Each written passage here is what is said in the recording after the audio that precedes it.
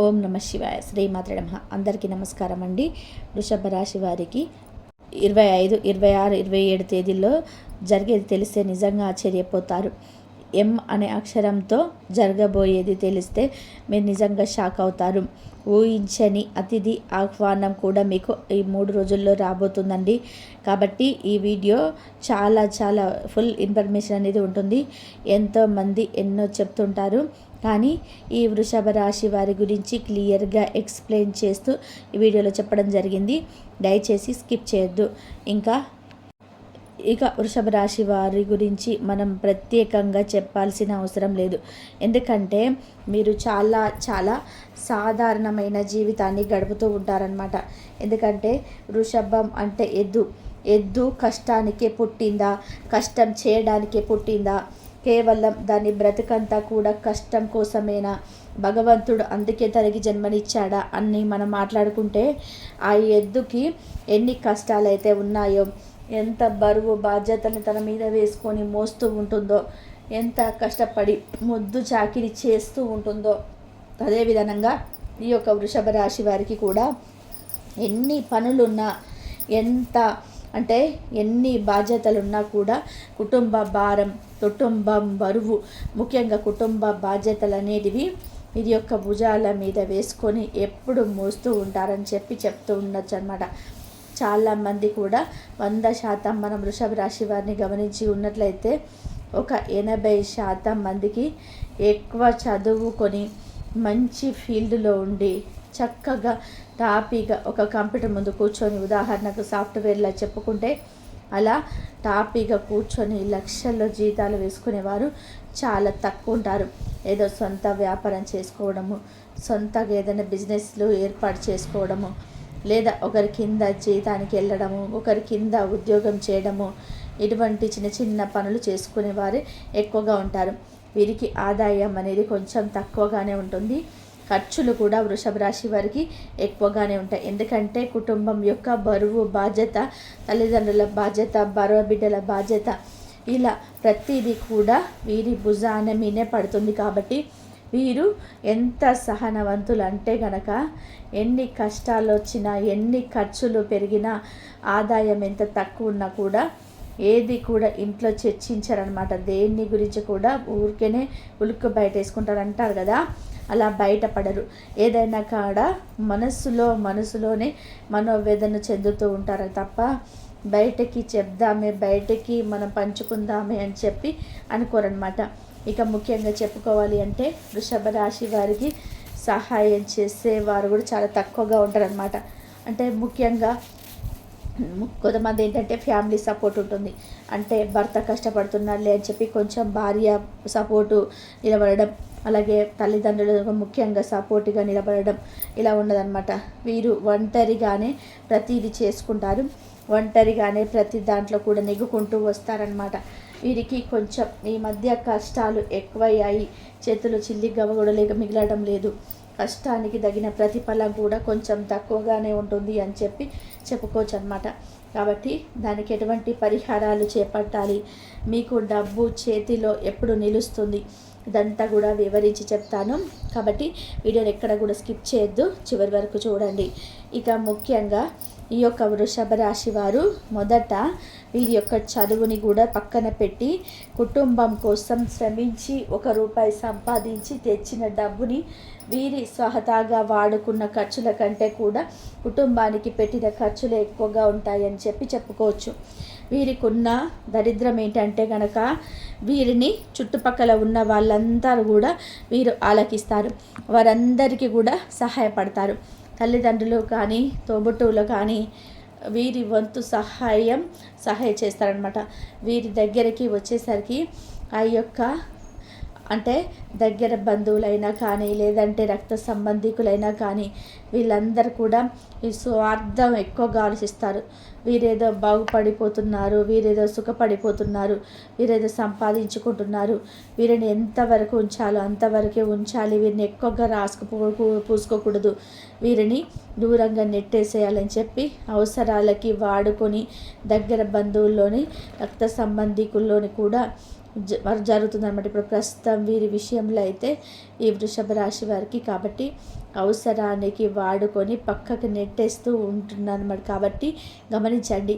కొంతమంది ఏంటంటే వృషభ రాశి వాళ్ళు నా వాళ్ళే కదా, సరే పోని, వారి పాపాన వాళ్ళే పోతారు, వారి కర్మ వాళ్ళే అనుభవిస్తారు, మనకు వచ్చే నష్టం ఏంటి, అంత భగవంతుడు చూస్తూనే ఉంటాడు కదా అని చెప్పి అనుకుంటారు. కానీ చాలా తప్పండి. ఎందుకంటే భగవద్గీతలో సైతం చెప్పిన మాట ఏంటి అంటే గనక, ఎవరు నీతో ఎలా ప్రవర్తిస్తున్నారో వారితో నువ్వు అలా ప్రవర్తించడమే సత్యం, అలా ఉండడమే ధర్మం, అదే నీతి అని చెప్పి భగవద్గీతలో కూడా రాసి ఉంటుందన్నమాట. కాబట్టి నీతో అవసరాల కోసం మాత్రమే మాట్లాడుతున్నప్పుడు వారితో అవసరాలు మీరు తీర్చండి.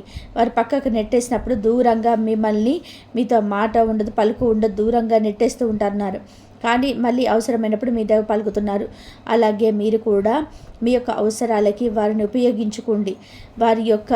మీరేమో ఏ విధంగా అవసరాలకు ఉపయోగించుకోకుండా మీరు బెట్టుగా, బిడియంగా, చాలా దర్జాగా, ఉందామని చెప్పేసి అనుకుంటుంటారు.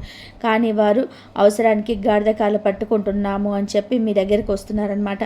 వాళ్ళ అవసరాలు తీరిపోగానే పక్కకి వెళ్ళిపోతున్నారు. అలా కాకుండా మీరు కూడా అవసరాలు గడిపించుకోండి. మీరు కూడా చాతనైన విధానంగా వారిని వాడుకునే ప్రయత్నం అయితే తప్పకుండా చేయండి. అలా చేస్తేనే మీకు మంచి జరుగుతుంది అన్న విషయాన్ని అయితే ఖచ్చితంగా కూడా గుర్తుపెట్టుకోండి. చుట్టుపక్కల ఉన్న వారితో జాగ్రత్తగా ఉండండి. కేవలం మీ మీద బరువేసి వారు తప్పించుకోవడానికి చాలా సేఫ్ జోన్లో ఎప్పటికప్పుడు ఉంటున్నారు. మిమ్మల్ని డేంజర్ జోన్లో పడేస్తున్నారనమాట. ఇక అంతేకాకుండా ఈ 4 రోజుల్లో జూలై 25, 26, 27, 28 తారీఖులలో ఒక ఊహించని వ్యక్తి దగ్గర నుంచి, అంటే మీకు అతిథి అనమాట, అంటే మీ బంధువు అనమాట, ఈ యొక్క వ్యక్తి దగ్గర నుంచి, అది మీ రక్త సంబంధమైన కానివ్వండి, దూరపు బంధువైన కానివ్వండి, మీ యొక్క దగ్గర బంధువులే వీరి దగ్గర నుంచి ఒక ఆహ్వానం అనేది మీకు రాబోతుందన్నమాట.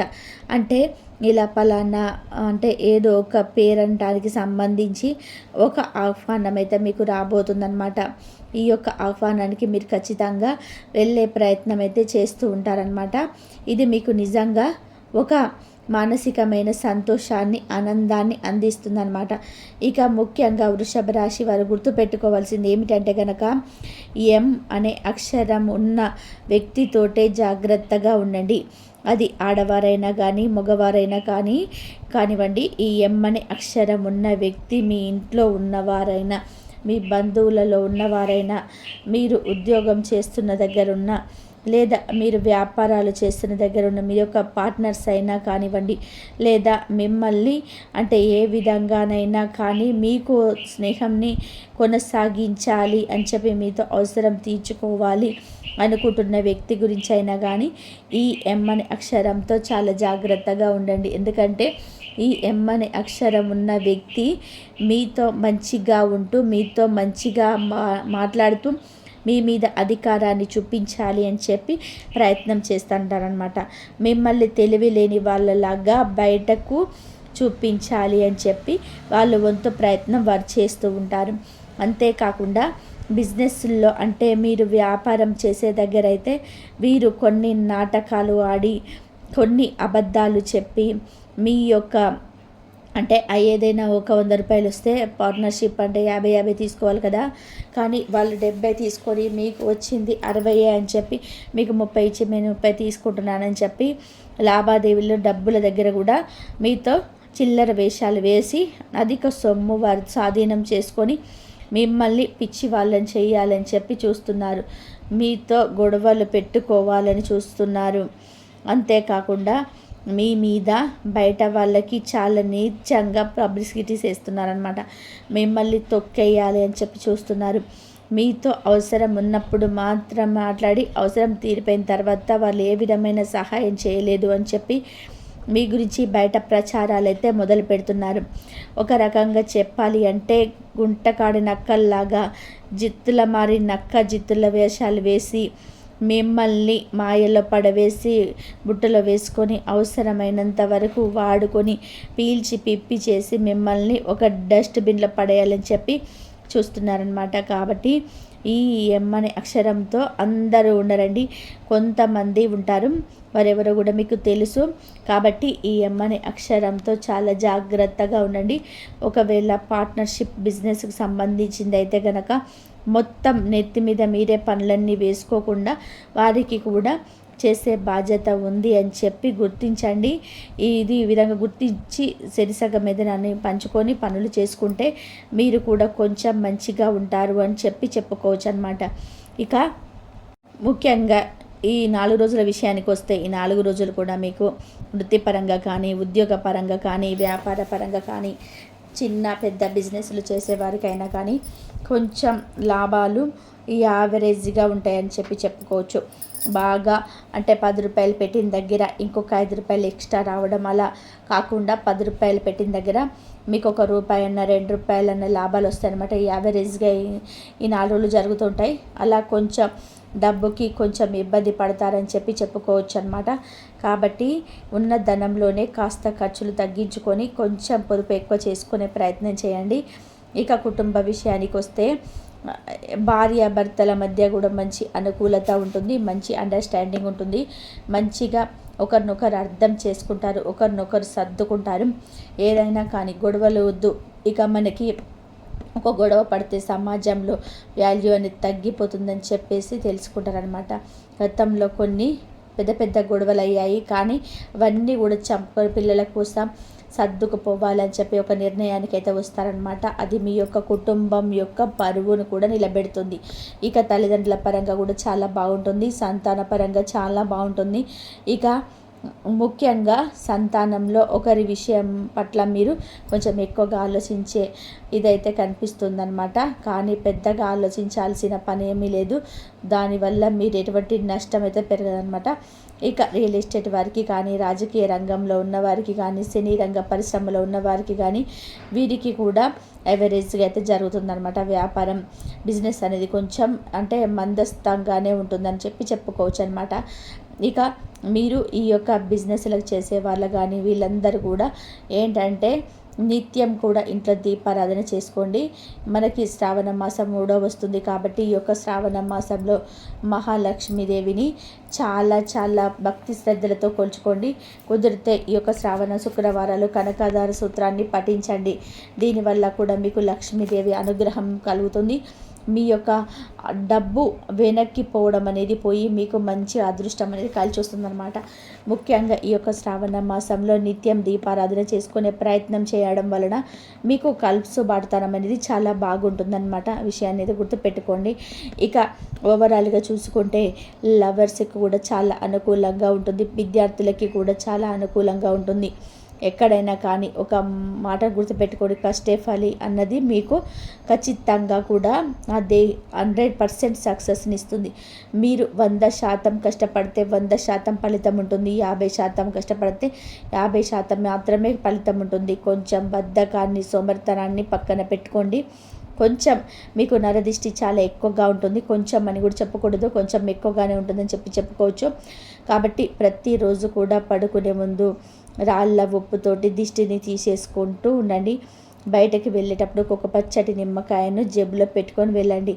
నుదుటిన సింధూరాన్ని కానీ, స్వామివారి యొక్క అంటే అమ్మవారి యొక్క శక్తి కుంకుమను కానీ, లేదా ఆంజనేయ స్వామి వారి యొక్క సింధూరంతో పాటుగా మీరు పరమేశ్వరులకు విభూతిని ధరించడం కానీ ఇలా చేయడం మొదట మిమ్మల్ని చూసిన వాళ్ళ యొక్క చూపు ఆ నుదుటిన ఉన్న కుంకుమ మీద పడుతుందన్నమాట. అంటే మీరు ఏదైతే సింధూరం నుదుట ధరిస్తారో ఆ యొక్క కుంకుమ మీద పడుతుంది. దాని ద్వారా మీకు దిష్టి దోషాలన్నీ తగ్గే అవకాశం అయితే ఉంటుందన్నమాట. కుదిరితే ఒక శనివారం రోజు లేదా ఒక గురువారం రోజు మీరు ఆంజనేయ స్వామి గుడికి వెళ్ళి తమలపాకుల మాలను సమర్పించి ఒక 11 ప్రదక్షిణాలు చేయండి. ప్రతి శనివారం కుదిరితే మీరు వెంకటేశ్వర స్వామి గుడికి వెళ్ళండి. గుడికి వెళ్ళి అక్కడ 11 ప్రదక్షిణలు చేయండి. దానివల్ల కూడా మీకు ఉన్న దోషాలు అనేటివి చాలా వరకు కూడా తగ్గుముఖం పడతాయి. మీకుండే నరదిష్టి కూడా పూర్తిగా తొలగిపోతుందన్నమాట. వీలైతే శనివారం రోజున నల్ల నువ్వులు బెల్లాన్ని కలిపి శనీశ్వరుడికి నైవేద్యంగా సమర్పించి అక్కడ ఒక 5 ప్రదక్షిణలు చేసి రండి. దానివల్ల కూడా మీకున్న దోషాలన్నీ కూడా తగ్గుతాయన్నమాట. అర్థమైంది కదండి. మరి వృషభ రాశి వారికి ఏ విధమైన పరిహారాలు చేసుకోవాలి, ఈ 4 రోజులు ఏ విధంగా ఉంటుంది, ఎవరి ఆహ్వానం అంటే మీ దగ్గర బంధువేనండి, అది కూడా మీకు చాలా తెలిసిన బంధువు యొక్క ఆహ్వానమే వస్తుంది. ఎం అనే అక్షరంతో మాత్రం చాలా చాలా జాగ్రత్తగా ఉండండి. ఇది ఒక్కటి బాగా గుర్తుపెట్టుకోండి. మరి వృషభ రాశి వారికి అయితే ఒకవైపు మంచి ఊహించని ఆహ్లాదకరమైన వార్త వినవచ్చు. కొన్ని విషయాల్లో ఒత్తిడి అసహనం కలగవచ్చు. ఇంట్లో వాతావరణం ప్రశాంతంగా ఉంటుంది. గత కొన్ని రోజులుగా కుటుంబ సభ్యుల్లో ఉన్న చిన్న చిన్న ముసలింపులు ఈరోజు కలుగుతాయి. తల్లి ఆరోగ్యాన్ని పరిగణనలోకి తీసుకొని కొన్ని నిర్ణయాలు తీసుకునే అవకాశం ఉంటుంది. ప్రయోజనాలతో నువ్వు మాట్లాడే తీరు మెచ్చుకోదగినగా మారుతుంది. పిల్లల అభివృద్ధిపై ప్రత్యేక దృష్టి సాధిస్తావు. ఆరోగ్యపరంగా ఈరోజు కొంత బలహీనను అనుభవించవచ్చు. వెన్ను భాగంలో నొప్పులు లేదా మెడ నొప్పి కలగవచ్చు. ఒత్తిడి తగ్గించేందుకు నీకు నచ్చే మ్యూజిక్ వింటే మంచిది. నిద్ర తగ్గిపోవచ్చు కాబట్టి రాత్రి వేరే డిజిటల్ స్క్రీన్ నుంచి దూరంగా ఉండడం మంచిది. ఆర్థికంగా ఈరోజు వ్యయాలు ఎక్కువగా ఉండవచ్చు. అనవసర ఖర్చులు తగ్గించుకునేందుకు ఒక ప్రణాళిక అవసరమవుతుంది. కొన్ని పురాతన బాకీలు తీర్చాల్సిన సమయం ఇది. నిన్ను ఇబ్బంది పెట్టిన ఒక ఫైనాన్షియల్ ఇష్యూ ఈరోజు పరిష్కార దిశగా వెళ్ళే సూచనలు కనిపిస్తున్నాయి. ఆదాయపరంగా ఈరోజు ఒక చిన్న అవకాశాన్ని నీవే పెద్దదిగా మార్చగలవు. వెంటనే కనిపించినప్పటికీ దీని ఫలితం వచ్చే వారంలోపు తగ్గే అవకాశం ఉంది. ఫ్రీలాన్స్ చేసే వాళ్ళకి న్యూక్లియన్స్ నుంచి కార్డ్స్ వచ్చే సూచనలు కనిపిస్తున్నాయి. ప్రేమ విషయాల్లో చిన్న అపార్థాలున్నా అవి ప్రేమను చెడగొట్టలేవు. ఏదైనా నువ్వు తేల్చుకోవాలనుకుంటే ఈరోజు తగిన సమయం కాదు. అధిక స్పందనలు ఆశిస్తూ మాట్లాడితే ఎదురు దెబ్బ తగలవచ్చు. ఒక మాట చిన్న మాటకే బాధపడకు. బంధం బలంగా ఉంటుంది. వివాహ సంబంధాల విషయాల్లో ఇంటి పెద్దలు కొంతమంది ఒత్తిడి తెస్తే ఆశ్చర్యపోవద్దు. నీవు ఇష్టపడే వారి అభిప్రాయాన్ని ఇప్పుడు చెప్పకపోవడం మంచిది. వివాహితుల జీవితంలో కంటే మెరుగ్గా ఉంటుందని గ్రహాలిత పరిస్థితులు చెబుతున్నాయి. ప్రయాణాలకు అనుకూల సమయం కాదు. అవసరమైన ముందుగానే అన్ని జాగ్రత్తలు తీసుకోవాలి. చాలా కాలంగా వెళ్తామని వాయిదా వేసుకున్న ఒక టూర్ ప్లాన్కి క్లీన్ సిగ్నల్ రావచ్చు. మీరు విద్యార్థులకి ఈరోజు స్థిరంగా చదవలేకపోవచ్చు. ఒకదానికొకటి తేడా వస్తూ చదువు పట్ల ఆసక్తి తగ్గిపోవచ్చు. పరీక్షలు దగ్గర పడుతుండటంతో పునరావృతంపై ఫోకస్ చేయాల్సిన అవసరం ఉంది. కొన్ని సబ్జెక్టులో క్లారిటీ లేకపోతే టీచర్ సహాయం తీసుకోవడం మంచిది. ఈరోజు నీకు 2 మంచి వార్తలు వినిపించబోతున్నాయి. ఒకటి కుటుంబంలో ఆనందకరమైన పరిణామం, రెండవది నీ ఫైనాన్స్ పరిస్థితి మెరుగుపడేలా చేసే సమాచారం. పరిహారంగా గోమాత సేవ చేయడం లేదా గోశాలలో ఆకులు గడ్డి పెట్టడం శుభప్రదం. గురువారం కావడంతో పసుపు ధాన్యం దానం చేయడం కూడా మంచిది. విష్ణు సహస్రనామం చదవడం ద్వారా దోషాల నుండి విముక్తి కలుగుతుంది. జూలై 26వ తేదీ వృషభ రాశి వారికి గ్రహస్థితుల ప్రభావం వలన ఈరోజు మిక్స్డ్ ఫలితాలు చూపించే రోజు. కొన్ని విషయాల్లో సంతృప్తి, కొన్ని విషయంలో ఆలోచన అవసరం ఉంటుంది. ఈరోజు కుటుంబంలో మాటల తేడాలు వస్తాయి. ముఖ్యంగా పెద్దల మాటలకి అహంకారంగా స్పందించకుండా శాంతిగా వినాలి. ఊహించని మానసిక ఉద్వేగాలు రావచ్చు. వాటిని ఎవరిపైన అయినా సరే ప్రదర్శించకుండా శాంతంగా సమయాన్ని గడపడం మంచిది. ఆరోగ్యపరంగా చిన్న చిన్న కాకు కలిగించేదిగా ఉంటుంది. గ్యాస్, నిద్రలేమి లేదా ఒత్తిడి కారణంగా తలనొప్పులు రావచ్చు. ఎక్కువగా నీరు తాగడం, పౌష్టికాహారం తీసుకోవడం ద్వారా ఈ సమస్యలు తగ్గించుకోవచ్చు. ఆర్థికంగా పెద్ద మార్పులు లేవు, కానీ ఖర్చులు నియంత్రణలో ఉంచాలి. ఆకస్మిక ఖర్చులు మానసికంగా ఒత్తిడిని కలిగించవచ్చు. పెట్టుబడుల విషయాలలో ఆచితూచి అడుగులు వేయడం మంచిది. ఆదాయపరంగా మాత్రం సగటుగా ఉంటుంది. గతంలో చేసిన ప్రయత్నాలకు కనీస ఫలితాలు ఈరోజు లభించవచ్చు, కానీ ఆశించినంత లాభాలు ఉండకపోవచ్చు. నిరుత్సాహం కాకుండా కొనసాగించాలి. ప్రేమలో ఉన్నవారికి చిన్న అపార్థాలు, కమ్యూనికేషన్లో గందరగోళం రావచ్చు. సహనంతో, నమ్మకంతో ముందుకు వెళ్ళాలి. పాత విషయాలను తిరగకొడితే సంబంధం దెబ్బతినే అవకాశం ఉంటుంది. వివాహ విషయంలో కుటుంబ సభ్యులు ఓ నిర్ణయాన్ని ఆలోచిస్తూ ఉండొచ్చు. మీ అభిప్రాయం స్పష్టంగా తెలియజేయాలి. ఒకరి ఒత్తిడికి తలగ్గకుండా మీ నిర్ణయాన్ని ప్రశాంతంగా చెప్పడం అవసరం. ప్రయాణాలకు అనుకూల సమయం కాదు. ముఖ్యంగా తూర్పు దిశ ప్రయాణాలు వాయిదా వేసుకోవడం మంచిది. అతి అవసరమైతే అన్ని జాగ్రత్తలతో లాంచ్ చేసుకొని వెళ్ళాలి. విద్యార్థులకి ఈరోజు ఫోకస్లో కొద్దిగా లోపం కనిపిస్తుంది. ఏకాగ్రత కోసం కొన్ని చిన్న మార్గాలు అనుసరించాలి. నిద్ర పద్ధతులను క్రమబద్ధంగా మార్చుకుంటే మెరుగైన ఫలితాలు వస్తాయి.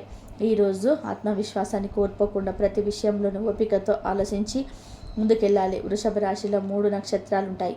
కృత్తిక 2వ భాగము, రోహిణి పూర్తి, మృగశీల మొదటి 2 భాగాలు. ఈ 3 నక్షత్రాల ఆధారంగా వచ్చే 3 రోజులు వారు ఎలా ఉండబోతున్నారో ఎలాంటి పరిహారాలు పాటించాలో వివరంగా చూద్దాం. కృత్తిక 2వ భాగం. ఈ నక్షత్రం వారు మనసులో కొంత ఆందోళనను అనుభవించవచ్చు. అనవసరమైన ఆలోచనలు పని ఫలితాలపైన ప్రభావం చూపవచ్చు. కుటుంబ సభ్యులతో చిన్న చిన్న విభేదాలు తలెత్తే అవకాశం ఉంది. ఆరోగ్యపరంగా శక్తి లేమి అనిపించవచ్చు. ధనం సంబంధిత విషయాల్లో నిర్ణయాలు వాయిదా వేసుకోవడం మంచిది. ప్రేమ సంబంధాలు కొంత దూరంగా అనిపించవచ్చు. శాంతి కోసం సూర్యుడికి అర్చన పత్రాలతో ఆనయం వేయాలి. ఆదిత్య హృదయం పఠించవచ్చు.